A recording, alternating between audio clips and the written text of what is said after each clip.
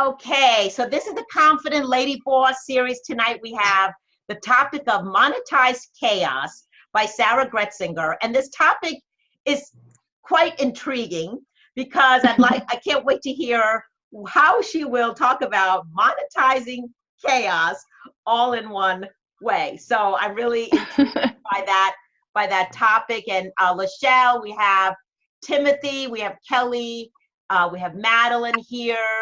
And so what I usually do is I have people introduce themselves real briefly, just your name, where you're from, and just a little bit about what you do. And then I'll introduce myself for those of you that don't know me as well. And then Sarah, I'll introduce her briefly and then she can take it away because this is really about Sarah and how she'll share her words of wisdom. Okay? All right. No pressure. No pressure. Okay, so Madeline, do you want to go first?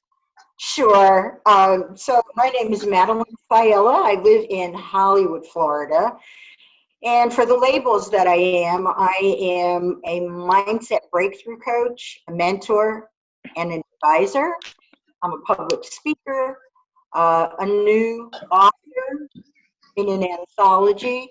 And I work mainly with women to help bring their courage out so that they can rise in both their personal and their professional lives. And I'm really happy to be here. We're happy to have you. All right, who wants to go next? We have Kelly, Lachelle, Timothy. And an iPhone, whoever that is. The mystery person. I really wish iPhone would speak up. Someone, please. Who wants to speak up? This is a very safe. Went away. There Lachelle. you are. Hi, Lachelle. Lachelle, why don't you go first, since you the one that got the courage to get on video. There you go. Hi, Sarah. Hi, Lachelle. Are you so excited to hear me talk until you? Yes. She is awesome, y'all. Okay, she gets some paper and pen. Okay, because she has a lot to say. But I'm Lachelle Atkins. Oh, she's going out. You're going out, Lachelle. We're having challenges with listening to you.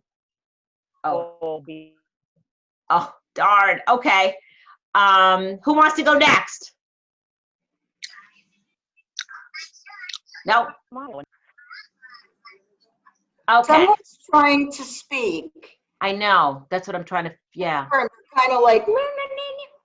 I know. Okay. Oh. I don't know. All right. So if you don't want to speak, that's totally okay. If you wouldn't mind muting yourself so that we don't hear any background noise, and then I'll go first and share a little bit about who I am. So Tina Kadish of Life is Ideal. I'm based in Connecticut. And what I do is I help women primarily. I don't discriminate against men. I help women who are looking to get out of corporate jobs and want to go into entrepreneurship and really finding the clarity, getting really focused and living their passion. And I also support entrepreneurs to grow their business. So it's really about being excited and making money and just living your life with passion, excited every day because life is too short. So that's a little bit about what I do. And I've been doing these webinars since April, and I love bringing on people. We've had speakers, Lachelle, Madeline. Tonight we have Sarah. Sarah and I met online. She actually reached out to me on Facebook, and I had mentioned something about networking. I was out there networking, and she mentioned to me about Savvy Networker, because she is the founder of Savvy Networker, and we connected. Kelly is a partner with Sarah from It Girl Global, and I've become a partner of It Girl Global recently. And so it's a great organization because they really help women and men grow their business, get exposure, learn how to network and connect. So I find it to be a real great organization. So it's great to have known Kelly and Sarah. And Lachelle, do you want to go since you were speaking? Okay. Yeah, I don't know. Did it cut me off or something? Yeah, we couldn't hear you. Okay, so just want to say that I'm America's super mom. I'm able to go. Oh, she's going. Okay. Career, motivational team smile, and not being. Yeah, she's having. Yeah, Lachelle, we can't hear you. Hello? Huh. Madeline, do you hear? Okay. Michelle, we're missing everything because you're freezing up. Yeah. So we Okay, like can you hear 2 me now? words. You know what? It probably was those headphones. What about now? Can you hear me? Yes. I Third mean, time's the charm. all right, let's see. Yeah. So I am Lachelle Atkins, America's Supermom. I'm able to juggle 15 kids, career, marriage, motivational speaking, among other things, with a smile and no stress. That's a little bit about me. Awesome. Welcome to our webinar. Lachelle's been a regular participant. Like Madeline, she's really been a great support to the Confident Lady Boss series. Okay. All right. So Kelly did put in the chat about her because she's got a lot of background noise. We will move on and take it away, Sarah. All right. Hey, everyone. I'm so excited that you guys have all jumped on here. I'm going to recommend that while I do my intro, because it's a little less exciting, that if you don't have a pen and paper, that you grab one. Because I'm going to challenge you guys to do a little bit of an exercise tonight. And so I'm going to dive in and just say a little bit about who I am, what I do, and kind of how I got into this space. And if you don't have a pen and paper or an iPad or something to take notes, then go run and grab one. And you can catch my bio on the website.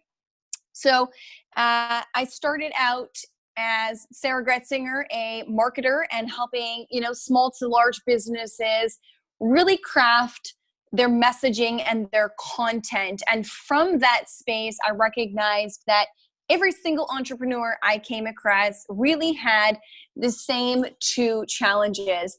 And that's that they know where they are and they know where they want to be, but they get stuck in the middle. They don't know how to get there. And so as many business owners know, the amount of money that it can sometimes cost to hire people to do those things, it's very expensive. And so if you don't know what it is you need, oftentimes people are hiring the wrong person or the wrong company.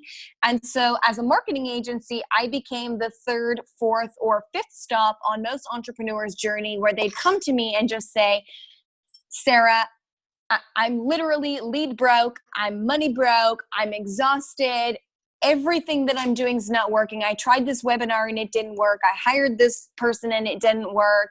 And I just need help.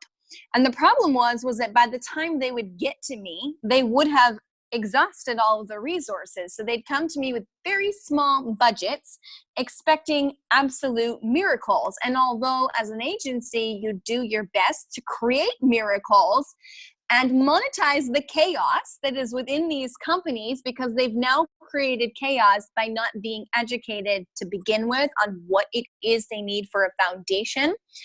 They would want me to work these miracles with, $500 to $1,000 budgets a month. But as we know in marketing, it's very expensive to really market properly. And so out of these, small budgets, I would spend every ounce of my budget money answering the same questions. Why? Why are you doing that, Sarah? Why are we doing this? I saw someone do that. Why aren't we doing it? Or I heard this. Why aren't we doing that? Or, I heard that. Can we do this? And so their entire marketing budget would literally be spent with me answering questions over the phone. And it became really challenging to provide results that people would want. And a lot of agencies struggle with this, but don't openly talk about it. The amount of time that they spend on the phone with small businesses really just eats up that time that should be utilized really creating content and building the marketing plan for people. And the other side of it was that every single entrepreneur we've ever met and every single entrepreneur on this call says, I want more leads. Duh, it's business. And so we always want to attract more leads. And so I became the savvy networker, started out as Sarah Gretzinger, the marketer, and transitioned into Sarah, the savvy networker, because I really saw this gap in the industry that entrepreneurs need to know how to build a foundation for their business, and they need to know how to bring leads in.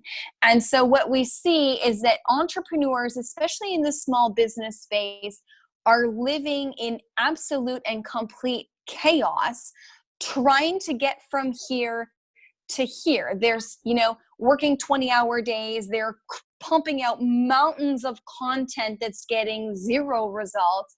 They're trying to do 500 Facebook Lives a day, hoping that they attract the right things. They're partnering with this person, that person, and the next person, hoping that those people will come in and fix the problems. And the worst one is that they're hiring this coach, that coach, this coach, and that coach, either one after the other because they're not getting the results, or they're hiring them at the same time, and then they're completely spread thin. And I love that you're laughing, Tina, and it's funny, and it's so true, because this is the reality of what entrepreneurs are doing. But imagine a world where, as an entrepreneur, you knew what you needed, so that when you went into that hiring process, or when you watched that webinar, or when you signed up for that free program, if you knew what you wanted to get out of it and you could clearly identify that, it would allow you to dramatically change that process of bringing other people on who can work with you. And so the title Monetized Chaos really comes from the understanding that this in-between space of where I am and where I want to be, it becomes very chaotic, and it becomes very, very noisy. I always love to use the example as a webinar, and most people, on here, you're on one basically right now. Most people have gone onto some sort of webinar, and one of the really common ones we see out there is, watch this 1-hour video and learn how to grow your email list to 1,000. And so again, you're now diverting your time from working on your business to going into the business and watching this course and trying to implement these strategies. And if you're lucky, you hit the nail on the head, you build this email list of 1,000, and then you call a marketing agency and say, I've got this really great email list and I'm sending out emails, but nothing's happening. Because the system that happens out there is entrepreneurs are teaching one piece. They're teaching one piece of the puzzle, and you need to have the entire puzzle together, operating at the same time. And so because we often don't see this, and we're building the plane as we're flying it, when what we should be doing is sitting in the seat, enjoying it, and looking at the scenery and studying that and coming up with new ideas that we can implement, we're in the middle of creating the business at the same time we're trying to run it. And very few entrepreneurs create their business before they launch it. They are in the middle of building and designing at the same time they are as they're going out there and getting leads. So Savvy Networker came from an understanding that entrepreneurs genuinely needed space in between. If you're an entrepreneur bringing leads into a broken business, what you'll find is that those buyers will be a one-time buyer, or there'll be a buyer who ends up not happy because their service wasn't great or it wasn't delivered. My favorite is the coaches who are building a coaching program but bringing clients into a program that's not even built yet, and then building the program as they're going.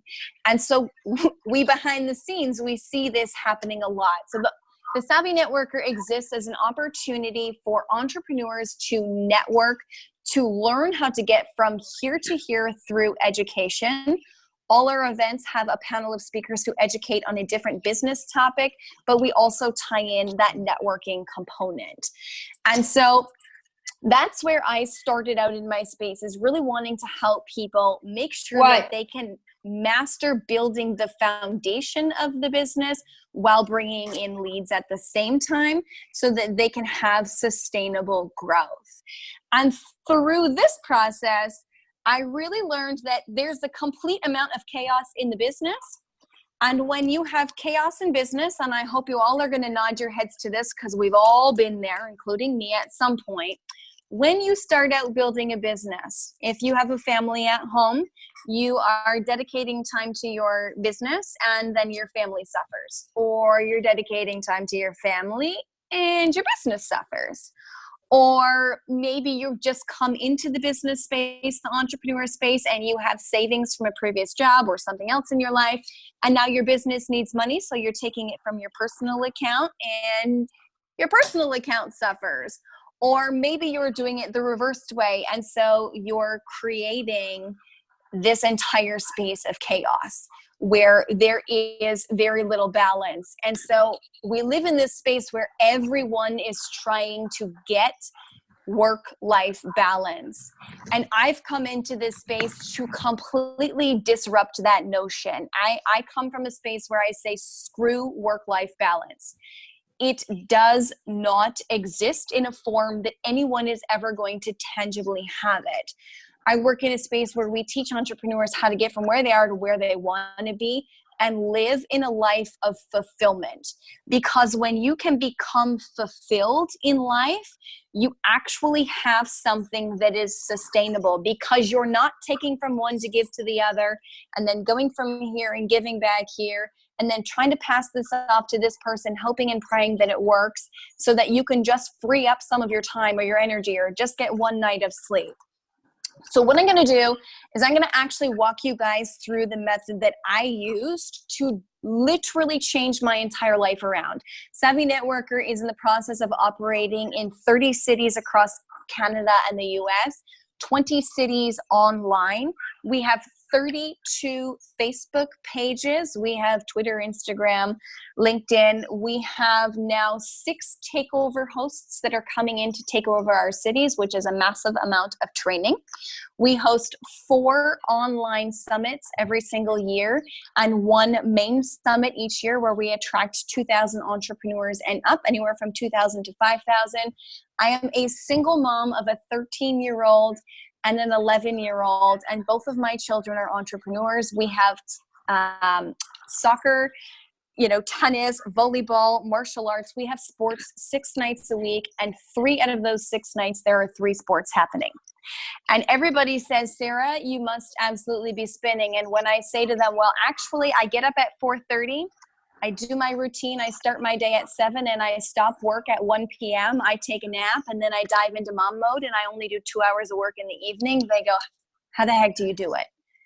How do you manage and maintain all of that and still have some sorts of stability in your life? And so I work on a method that I created called Life by Design. And I'm so grateful that I've actually been able to take the course that I created and pass it off to someone else who's going to go out and fulfill that dream of teaching this course so that I can still maintain focusing on the Savvy Networker. But what I want to do is I want to challenge you guys to answer some questions tonight. We're going to go through 12 different areas of life and how to create fulfillment within all 12 areas of your life. Because if you can master this, then you will master not only success in your business, but also in your personal life.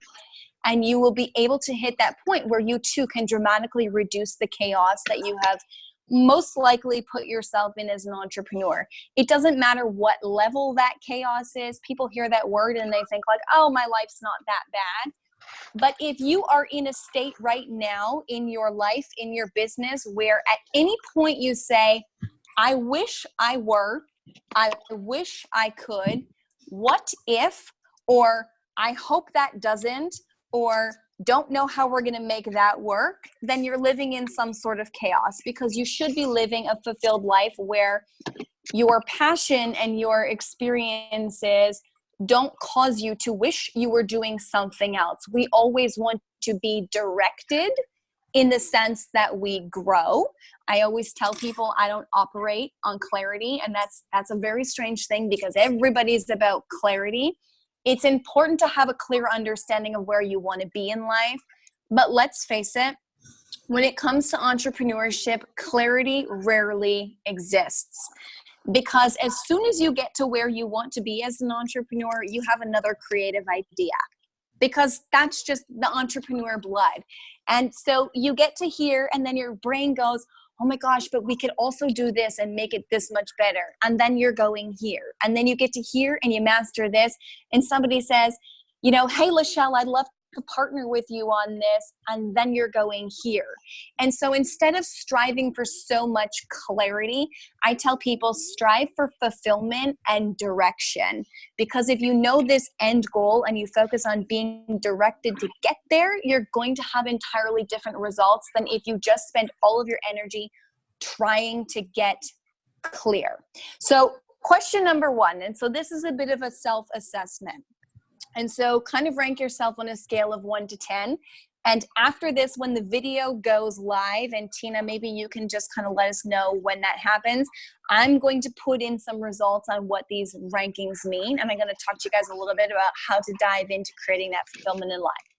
So the first question is, I have a clear vision for who I want to be as a person. And so when we think about who we want to be as a person, I always challenge people to look at society. And so health is a really great area to do this. So health experts teach us, or society teaches us, that we need to, diet. We need to do this in order to be healthy. We need to go to the gym in order to be healthy. I can tell you this, I don't go to the gym. I don't have time to go to the gym because I don't want to have time to go to the gym. I choose to eat healthy so that I have energy to do the things I want to do. But I also allow myself to have days, or 2 days, 3 days, 4 days in a row if I feel like it, where I can go out with my friends and eat what I want, because I've allowed myself to live a life of fulfillment.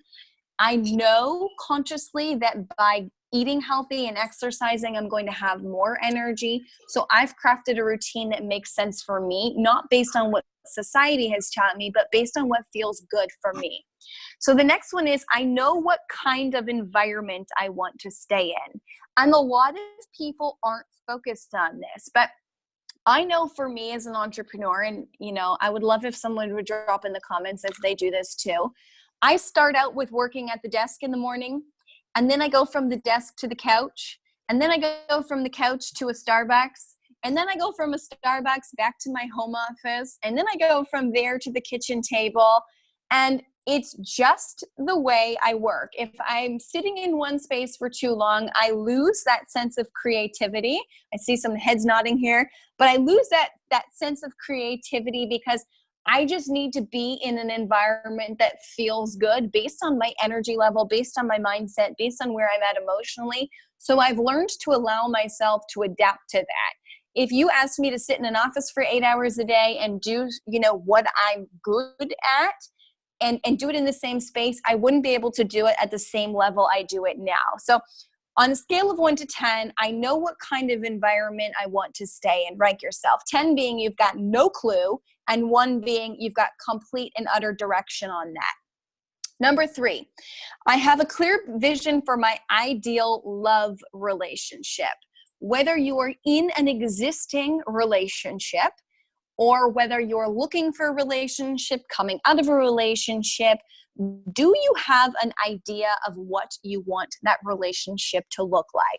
10, you've got no idea. 1, complete direction on that. Number 4, I know exactly how much money I want to earn and why. And so a lot of times we're out there setting goals. I have a goal that I want to earn $300,000 every single month. People told me I was completely crazy when I started my business. I would never be able to achieve that. I have stayed focused on that goal. I've set the foundation. I've created the partnerships. I've created the relationships. I have built the exact foundation I need to sustain that opportunity. And so by knowing it and knowing why I want to do it, it's given me that sense of direction. And we're in this space where we're taught the why. And so I want to apologize before I say this, if there's anyone out there who's big on speaking about the why. We're taught in this space that your why should be the thing that makes you cry. Okay? And I'm going to challenge that, because my why doesn't make me cry. I want to make $300,000 a month because when I was younger, I was an overachiever. I was an entrepreneur from day one. I moved out when I was 16, had my son at 18, started my first company at 19, and I grew my company really quickly. So for me, I need to be challenged as a person. I know I'm capable of it. And truthfully, I just get really bored if I don't have a big goal. I need something big to focus on. That's not going to make me cry if I do it or don't do it.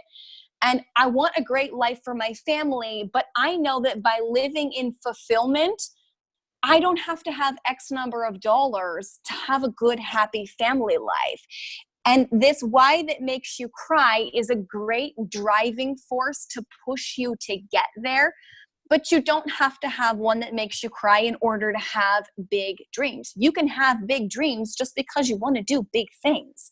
And they don't have to be that heart-wrenching gut thing for you. They just have to be something big enough and something that you're passionate enough about that you're going to stay focused on it. So for me, my why is just that I need to be pushed. And for you, your why might be that you have children at home and you want to give them this life. It's going to look different for everybody. So scale of 1 to 10, where are you? You know exactly how much money you want and why, or you're still trying to figure that out. The next one is, I am fully satisfied with my current level of health and fitness. And so I really want to challenge people to get really honest about this, because we get in this space where it's easy to go, well, this is good enough for now. And I love this. I worked with a fitness coach or a health and wellness coach named Shawnee Hansen, and we've had a lot of great conversations about that. And I was always the person who would skip meals to get that next meeting in, because again, I want to hit this $300,000 and I'm willing to do whatever it takes because I'm passionate about that. And so I would skip meals, and Shawnee challenged me to look at it that if I do eight meetings in a day, and I skip my meals, by the time I get to the 9th meeting, I literally have no energy. So my productivity level is lower than it would be. And I'm actually decreasing the amount of productivity that I'm putting into my workday than if I actually stopped, did one less meeting, ate, and had more energy. So I want you to look at it. Where do you really stand with your health and fitness? Is 15 minutes a day exercising going to make you happy and feel good about yourself? You don't have to go from, 180 pounds to 120 pounds in 6 weeks just because society says you should do it fast. You should do it at a pace that feels good for you, because if you set yourself up for this, but your mindset is here, you've got to train your mindset to work up. And I know I've heard, Kelly talk about this, and Lachelle talk about mindset, and Tina, you talk about mindset.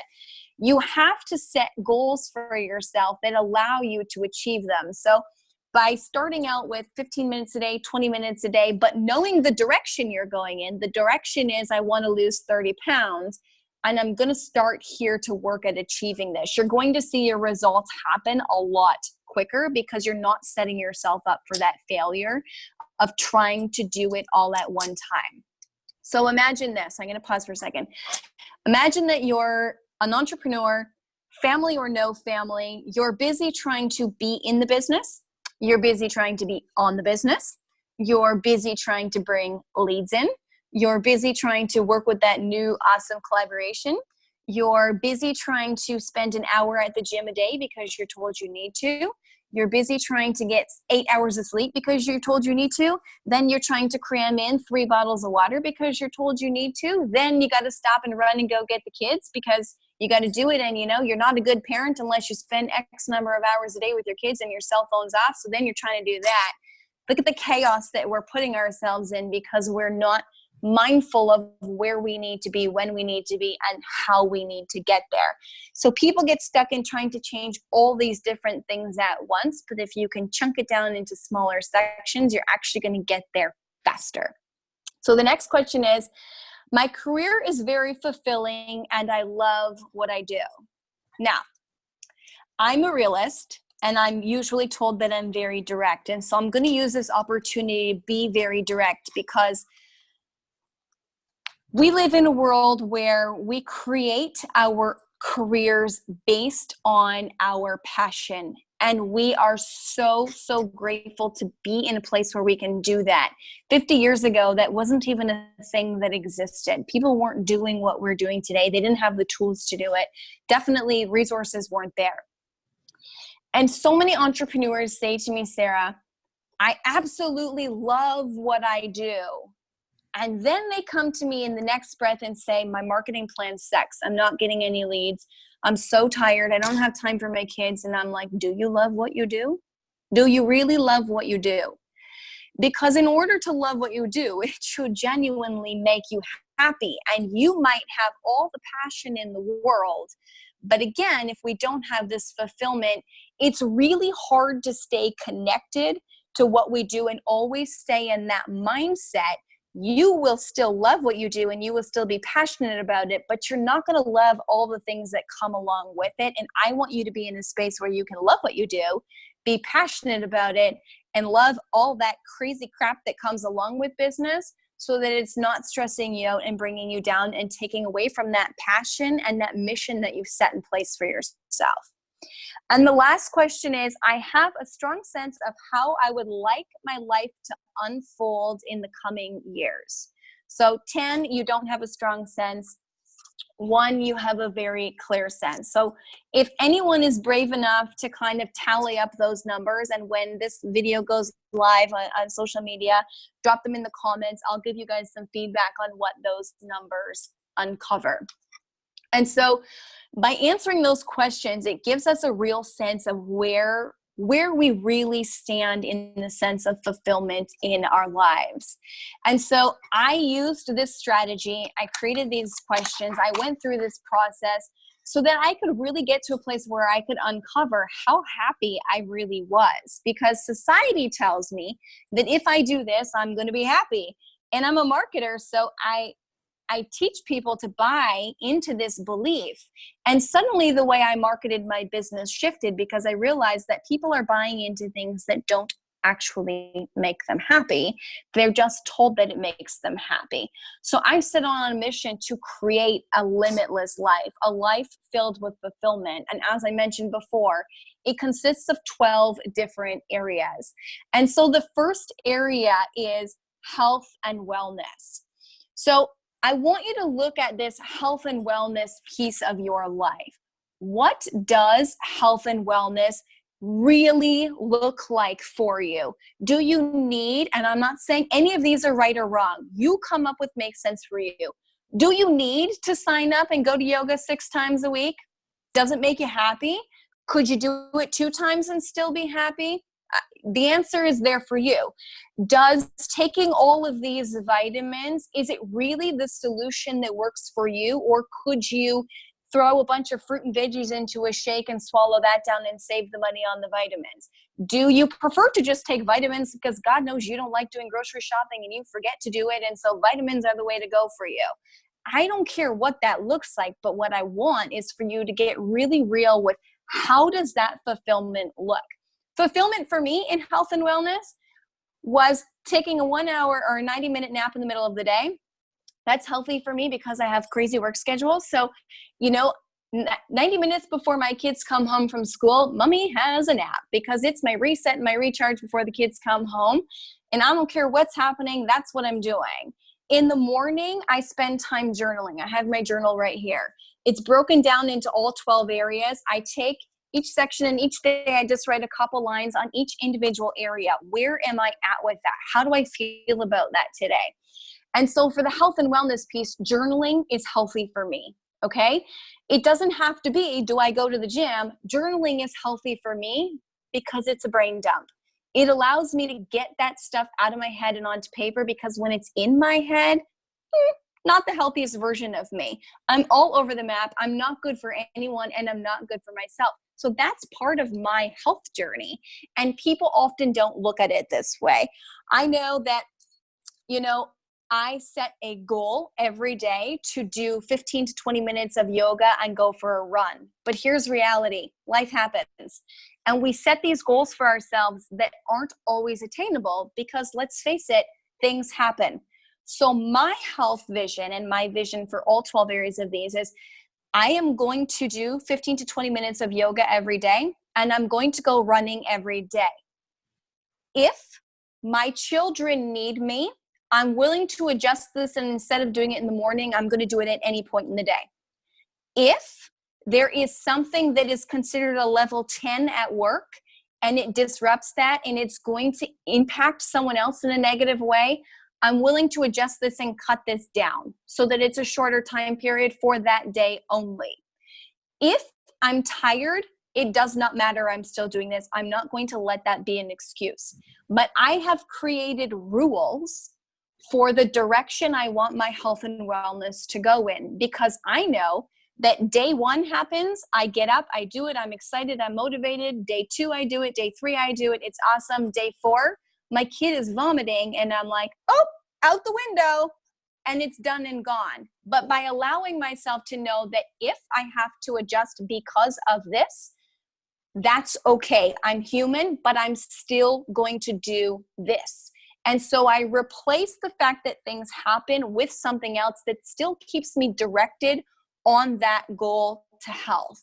So I want you guys, and you might not be able to get it all down now, but I want you to really look at what does that look like?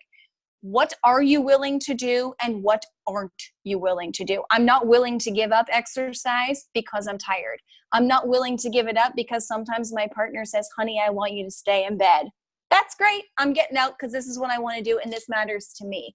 It's just a rule that I've given myself, and it's allowed me to have fulfillment instead of feeling let down every time I have to make an adjustment or feeling like I'm failing at it because it didn't happen the way I told myself I was going to do it. I have to leave room for the reality of life. The next category is intellect. So you've got health and wellness and you've got intellect. And in my experience, most people aren't waking up in the morning and going, how smart am I? It's not something we're doing. Let's just be real. We're not thinking about it.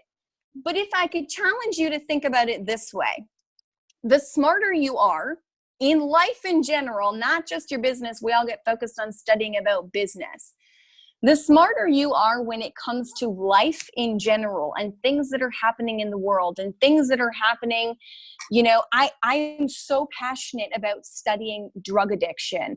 Honestly, I have a deep-rooted passion for understanding it. It's a huge problem globally. I love that, it happened in life, someone in the family had some struggles with it, and I suddenly had all this education. So it didn't impact me the same way it did the rest of my family. I had a different way of reacting to it because I understood something about it. And so when you understand things about life, not only does knowledge give you power, this is this thing that we always say, but it also gives you comfort. If I'm really clear about things and I understand how things work, why things work, when things happen, I'm not going, oh my God, I got to go figure all this stuff out, running all over the place trying to do it. So I dedicate a certain amount of time every single day to studying. It's not always business. Sometimes I study culture. Sometimes I study food. I love studying brain waves. I don't know why, but I got really hooked on that for a while. But when people come to me all the time, just this morning, I had a coaching session with someone. The truth is I didn't spend the time I needed to preparing for that coaching session because I was in Montreal and we were traveling, but I thought, it's okay, I've got this. And I get on this phone call and he starts talking to me about the fact that he does food manufacturing. And I'm like, food manufacturing? I'm like, I got to coach you on this? And I'm like, okay. So, but because I have knowledge on the basic fundamentals of business and how business impacts life, he literally sent me a testimonial after about how impactful that coaching session was. And instead of in my head going, shit, I don't know anything about food manufacturing, I instantly went, I understand business process, and business process and foundation is the same for every business. So I could rely on that in the midst of the fact that I didn't know anything. And because I know a lot about language, okay? Not language like French, English, Spanish. I'm terrible with that.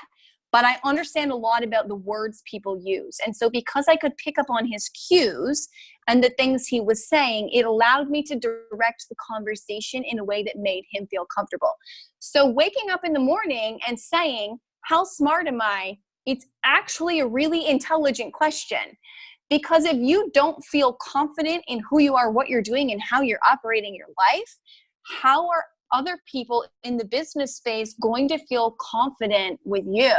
If you get in a room and you don't have anything to talk about other than yourself, because we're all confident talking about ourselves, then you're in those rooms to give value to other people. And so you need to be able to talk about that stuff, and you need to feel confident when things happen. So what does having a healthy intellect look like for you? Is it going to a seminar once a month? Is it dedicating 15 minutes? Is it picking a new book? Is it, posting something on Facebook every month and saying, everyone drop the name of the last book they read and I'm going to randomly pick one and you're going to go get that? Is it joining a study group? Is it joining a mastermind? Whatever it looks like, figure out what your areas of study are and dedicate time to that. It's going to fulfill you in a completely different way and give you not only power, it's going to give you more time, it's going to give you more money, it's going to give you more freedom. It's going to allow you to create bigger impact, especially for the moms on this call or the dads on this call. What a beautiful gift to give to your kids, to be able to teach them things about life. It's great that we can teach them to be entrepreneurs, but entrepreneurship isn't the only thing in life. There's a lot more outside that. So give yourself and them that gift, or everyone around you, of just being smart. The next one is emotion. And I can tell you from experience, I'm a female, and I'll say it, as a female, sometimes my emotions are here. They're all over the place. And truth be told, I've met a lot of men, and theirs are all over the place too. But we live in a society where women, and sorry for all the men out there, but women are pegged as really emotional. And you know what? The truth is that a lot of women are, for obvious reasons. We have different hormones than men, but a lot of men are too. I don't care whether your emotions are here or here. What I care about is whether you can bring them back to here. And if you can't go from here to here and back to here, and you can't regulate your own emotions, what it typically means is that you're a loose cannon, or you're expecting someone else to satisfy your emotions. And when we are those two things, because we sway from one end of the spectrum to the other, when we can't regulate on our own, what happens is we end up creating complete and utter chaos in our relationships. So get clear on, what do you want your baseline of emotion to look like? You get to decide that. For me, I want my emotion to consistently flow back to a baseline of joy. And this is the strategy I use. And maybe this makes sense for you guys, or maybe it doesn't. A lot of stuff happens in my world. I'm a very busy woman. I'm dealing with a lot of people, and I can't control other people. That was the first step to get clear on. When bad things happen, I literally visualize a box. It's a white box with a black lid. Not sure why the black lid, but it is. And I take whatever that thing is, and I cry, I yell, I scream, I do whatever I want to do. I give myself exactly 5 minutes to be completely crazy. I'm all over the map. Then I take whatever that crap is and I stick it in the box. And I go back to what I'm doing. And most people will tell you, stick it in the box and leave it. I don't do that, because you know what? Sometimes I still want to be crazy about that. So when I have time, I pull it back out of the box, I get crazy again, and I put it back in. When I'm ready, not when someone tells me to be ready, when I am ready to deal with it, I take it out of the box, I work through the whole thing, I toss it out, and the box is now open for the next thing that's going to come at me. I don't sit there and go, I have to deal with this today, I have to do it this way, I have to be this way. My emotions can't be all over here, because you know what? If any of you have ever been through any kind of trauma in life, you will know there are periods of time where it is going to come back.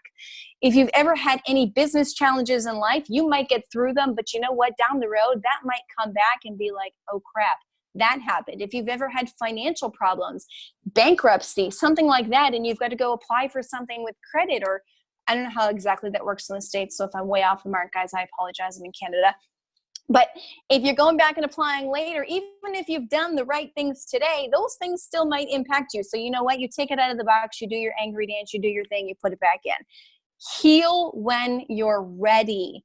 Allow yourself to be in your own emotional space instead of allowing people to tell you how to do it. It's a huge misconception that we place. It's something that I see people struggle with constantly because they're working so hard to get over that thing, but you're not ready. You got to be ready, and you got to be willing, and you have to want to get over it in order to do it. So get your box, get whatever it is where you can put that stuff, tuck it in your pocket, whatever makes sense for you, but figure out what your baseline is. Mine is joy, and mine is sometimes batshit crazy. I hope it's okay to swear. That's just reality.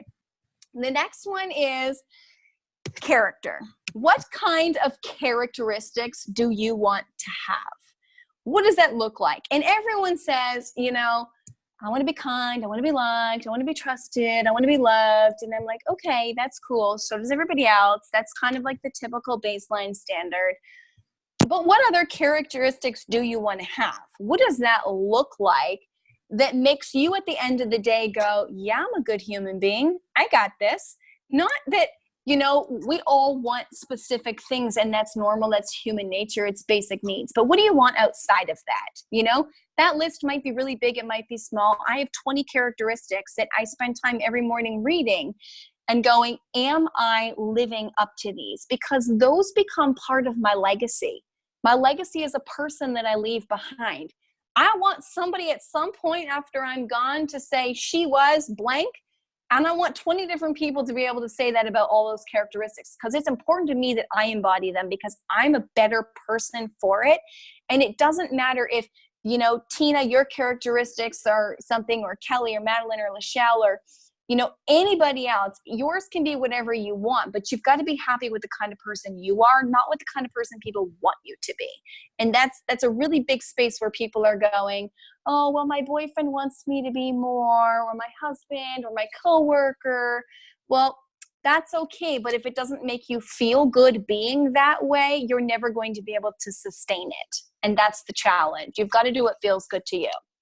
The next one is spirituality. And by spirituality, I don't mean you have to be on your hands and knees praying to God. That can look like whatever makes sense for you. But how you craft your spiritual life is, to me, one of the most important things in the world. And again, it doesn't necessarily have to be God. I don't judge people on what theirs looks like. But your spirituality in whatever form, whether it's meditation, visualization, whether it's a God, whether it's just an internal deep rooting of yourself, your spirituality is always going to be a grounding point. I call it my hope. Okay. I don't base my entrepreneurship on hope. I don't wake up and go, I hope somebody buys from me today. That's strategy. Okay. I strategize that. But my spirituality is my hope. It's that thing that I reach for when I'm like, the shit just hit the fan and I need that. It is always my grounding point. It is my place of belief where I'm like, there's something bigger that's going to get me through this. And I'm really honest about this. I came from a Catholic family. I was actually an altar server at church. I was baptized again as an adult. God is a very important piece of my life, but I've crafted my spiritual life this way. I have a 13-year-old son and an 11-year-old daughter. Okay. Church was a big thing for me. As a mom, I decided it wasn't up to me to decide what they want to believe in. So the only thing that we ever did was when Braden came home, he was, I don't know, kindergarten, he came home with this prayer, okay? He says, Mom, I learned a prayer at school today. And he said it to me, and all the words were completely wrong. But for the rest of his life, we've said that prayer every single night with all the words wrong. But let me tell you something. If I have to take that 13-year-old boy into church, nah, he doesn't want to sit there. So why am I going to do it? I know that he loves prayer at the end of the day. If God is going to be an important thing to him, it is.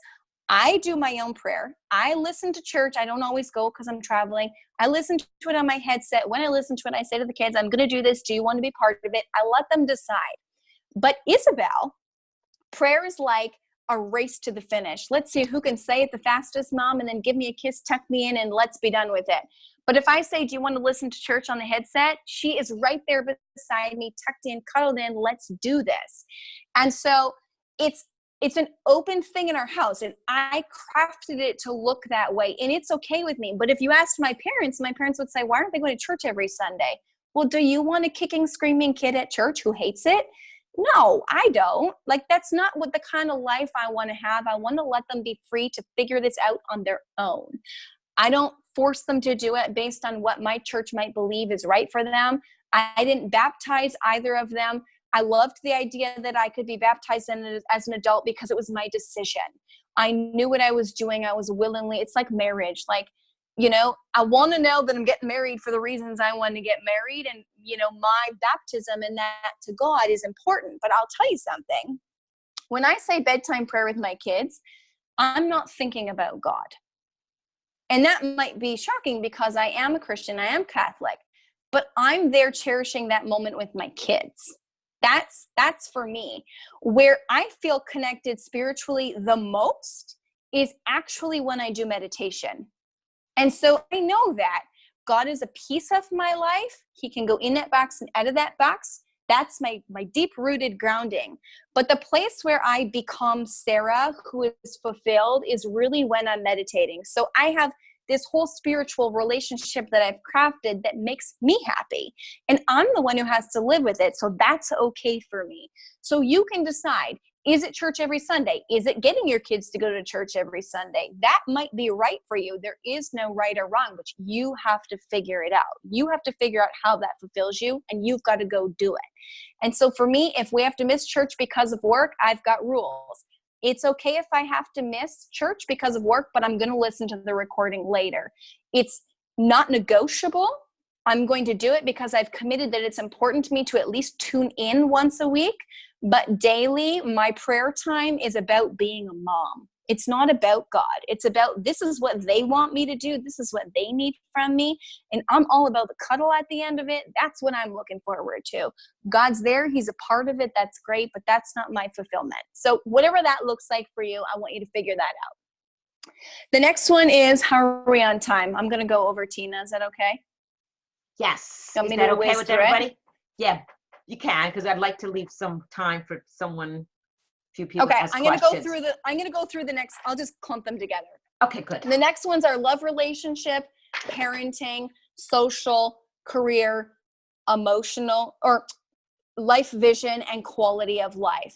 So crafting what you want that to look like is really important. And I'm going to give you 2 examples. First one is love relationship. My partner and I, we're very different.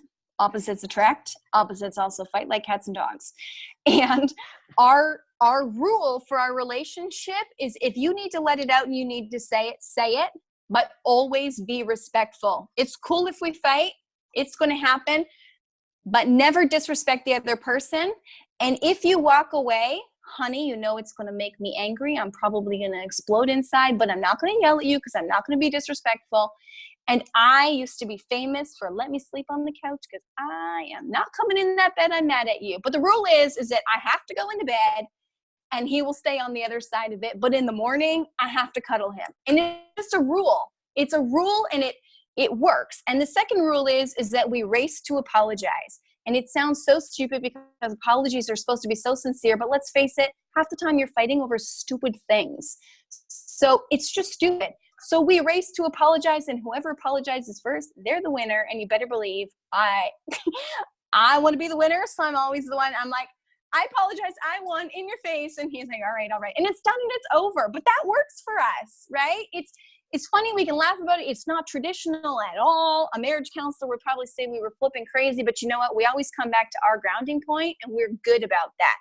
And the next one is parenting. People think parenting, we live in a world where moms judge moms like you wouldn't believe. And I think I might have said this on Michelle's thing. I was a young mom and I worked from home. And so trying to figure out how to raise a baby and work from home and just figure out life in general felt like an impossible task.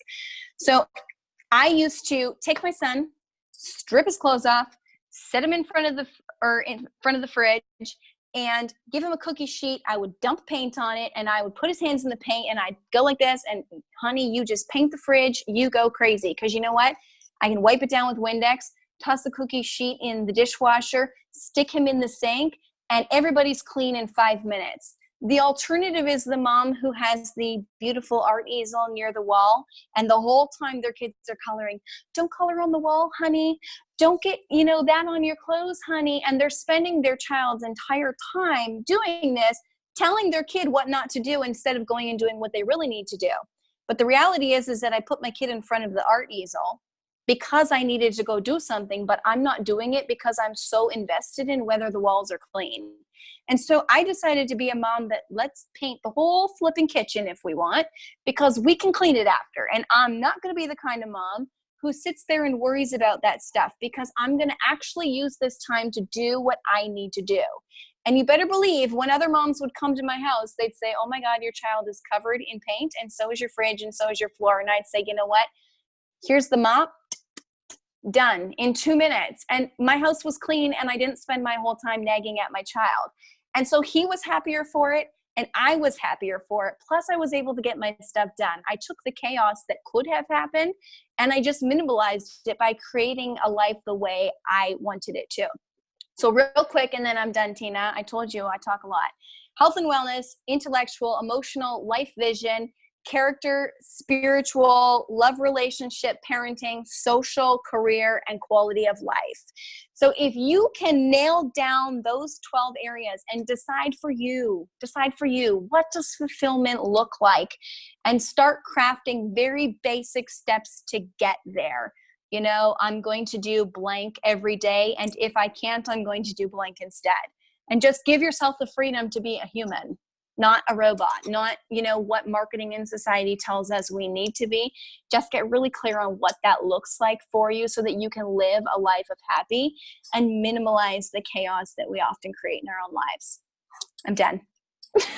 Awesome. 7:57, I made it. Awesome. No, so I wanted to kind of ask you, so the assessment that we all did, you wanted us each to total up the numbers. Yep. And then tell Drop you. them. Drop them where? When you post the video, the replay. Just Okay. drop them in the comments, and I'll add some stuff in there for you guys. Okay. So I will post the replay tomorrow morning, usually,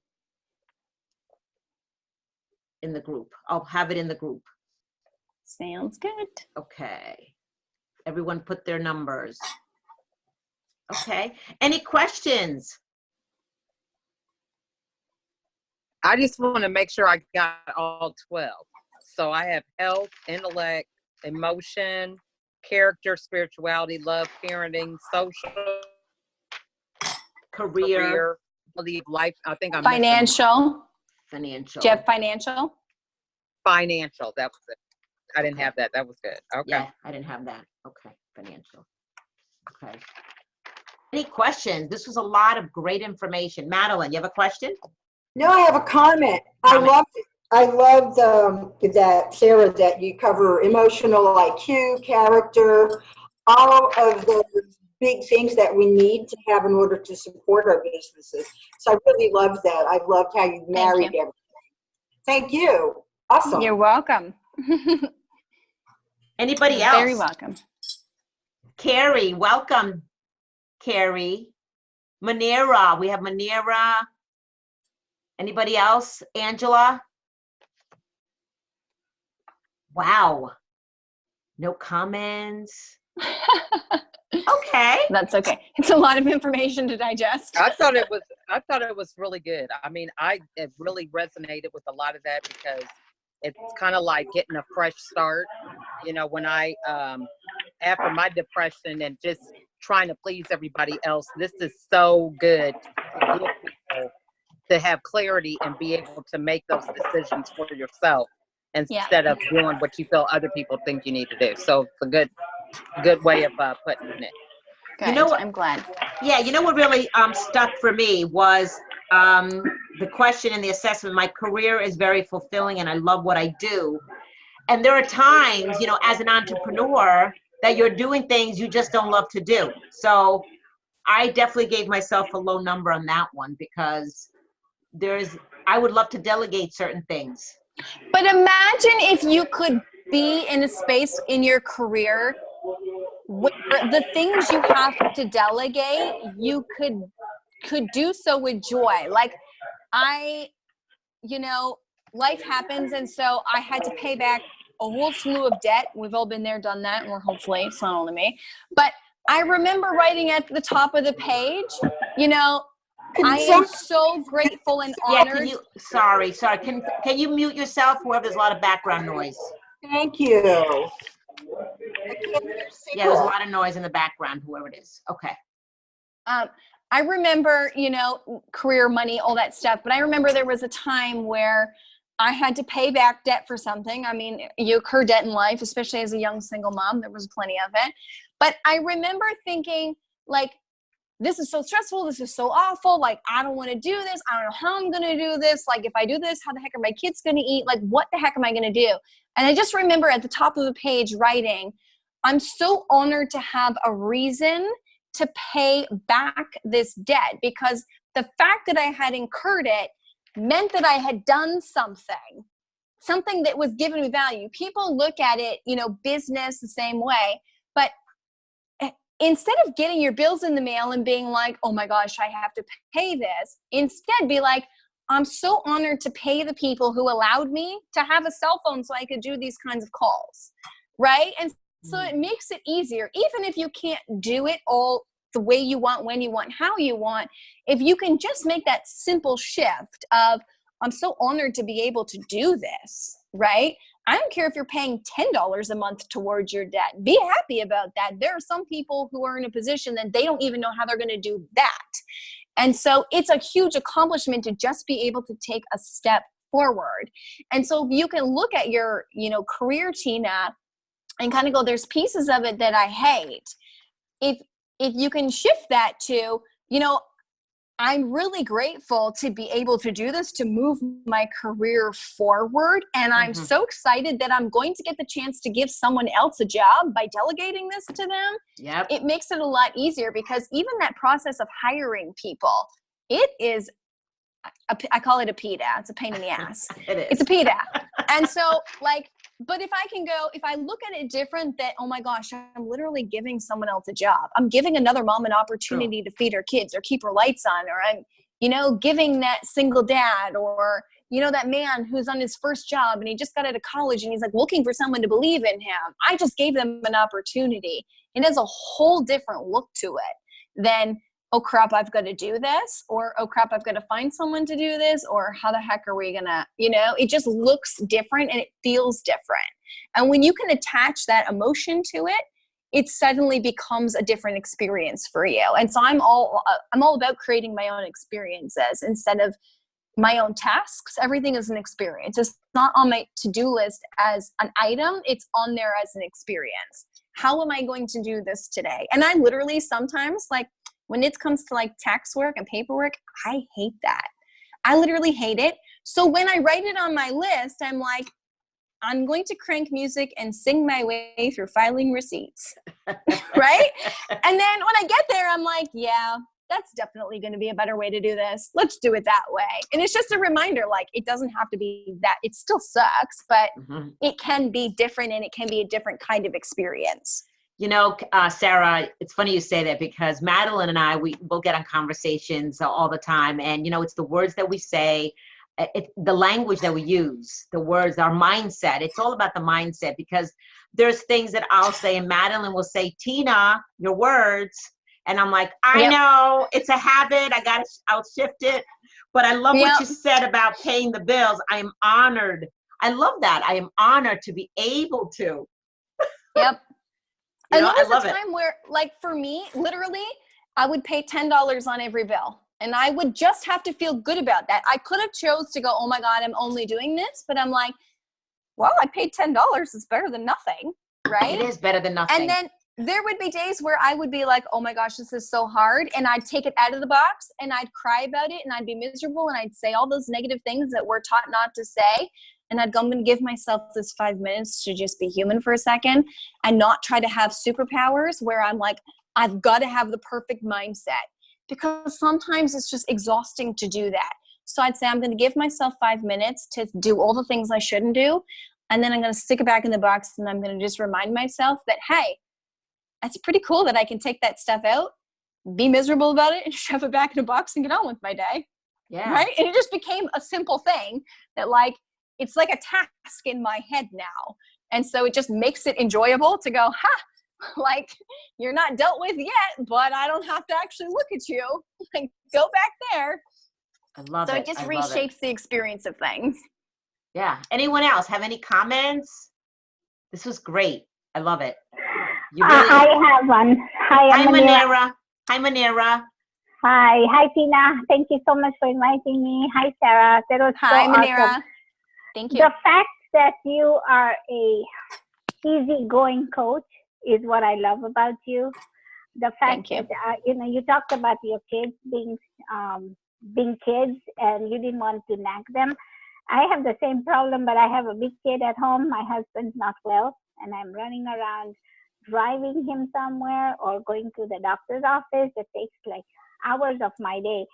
And I've just gotten into the mindset of, okay, this is happening. I can't change it. So don't even worry about it. Just live in the moment. Yes. Have a Yep. joke, have a smile, have a memory. Good. Create a memory. Absolutely. And not to be, and it's not an insensitive thing, but if you can cherish every moment you have now in those hard moments, there's a point in time in life where the people we love aren't with us anymore. And for me, like, I know my mom was really sick. And so I ended up being primary caregiver and, raising 2 kids and taking care of her. And I remember her being hospitalized. They said she wasn't going to live. And I was exhausted. I literally prayed that God would just take her because I couldn't do it anymore. And I remember for months after she lived, thinking, oh my God, I was so awful. I can't believe I asked God to just take her. But I also had to recognize that by taking care of her, I'm 115 pounds. I had lost 19 pounds.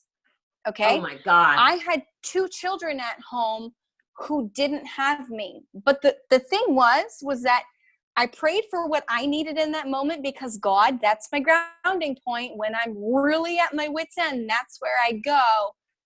But what happened was everything ended up being fine. But if it hadn't have been fine, I still got to share all those moments with her, even though they were literally terrible. Like, I was so tired. And it's just reality. And sometimes we just have to accept that this sucks. Yes. But it sucks, and it's something I'm going through, and I'm just going to accept that what could be or what will come or what might be is going to be so much harder. And so if I can live in this now, and if I can find some kind of solitude in whatever it is I'm in now, then when I get to that point, I'm not going to look back and go, I wish I would have. Or, why didn't I? Or I could have just, or now I feel like, oh my gosh, I was so selfish. Because I did spend that time with my mom. And honestly, most of the time, I hated it. In my head, I was like, I just need to get out of here. I'm so tired right now. But you know what? I look back now, 3 years later, and I think I'm so thankful for every one of those moments. It made me a stronger person. It actually forced me to get healthier at the end of the day because I lost all that weight. And so I had to do like some dramatic things to get healthy, but I wasn't healthy to begin with. It made my mother and I have a closer relationship. And so if you can just get to that place where you can kind of go, this sucks, and allow it to suck. And again, like that box, this next car ride I'm going to have to do, it's going to suck, but I love this man. And this is where we're at. And so when we're done this car ride, I'm going to get to enjoy him again in a different way. It becomes more enjoyable, but you have to give yourself those rules of just kind of saying, I don't have to be happy about this, but I'm going to choose to do it. And I'm still going to choose to be a kind, joyful, whatever those characteristics are, person while I do it. It starts to take a different shape. Hi, I'm Angela. Hi, Angela. Hi. Hi, Angela. Sarah, I like the fact that you're so open and honest about situations, that you're not like sugarcoating it.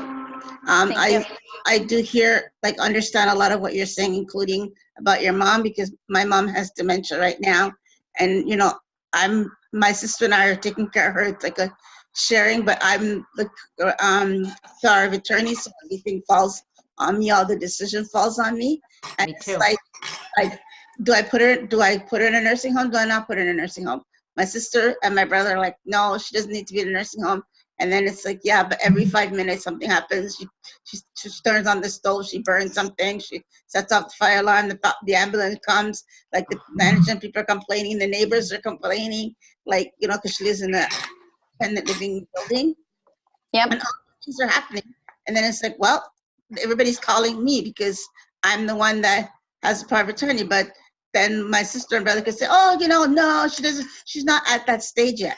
And I totally understand what you're saying. And my sister says, oh, you know, I pray every night the mom will just fall asleep and just not wake up. And I thought that was so awful for her to say that. I'm like, how can you say that about your own mother? But then again, I get it. She's tired. She's exhausted. I'm tired. We're all exhausted. As much as we love her, you know, and want her to be around, but we also have to think about us. You know, I have a lot of health conditions myself too. So trying to take care of my own health and trying to take care of her health, it's like you said, it just wears you down. So my point is like the fact that we all go through stuff and we all have stuff and we all have thoughts in our head that we feel guilty about afterwards, but we don't share them with anybody else. And so I like, you know, this is the first time I've seen you in a webinar, and I'm just glad I listened because I know the fact that you're just so open and honest about situations and how you deal with them. That's Sarah. Thank you. That is Sarah. I would challenge you to sit down and look at, okay?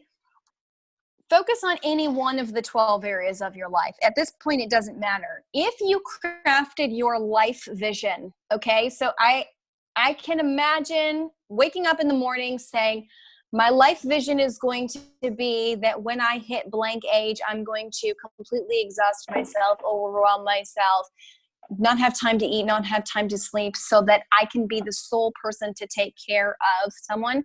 If that's the way you crafted your life, then that's the life you choose. And so you do that and you live that. But if you crafted your life and said, you know, when I hit this age, I'm going to do this. And when my parents get sick, I'm going to do this, this, and this.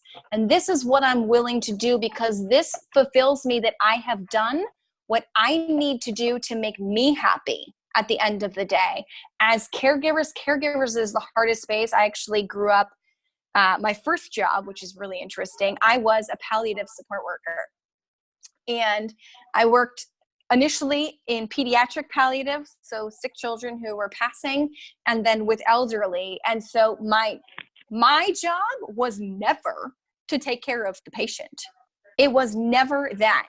My job ended up being consoling the other caregivers because they were exhausted. And I often think about the fact that when their parents would pass or when their child would pass, would they look back and say, I wish during this time I had of, right? Because they would come to me and say, Sarah, it was such a relief that you were here to do this so that I could just spend some time loving my child or loving my mom or loving my dad without having to do all those things. And it made that time better for me.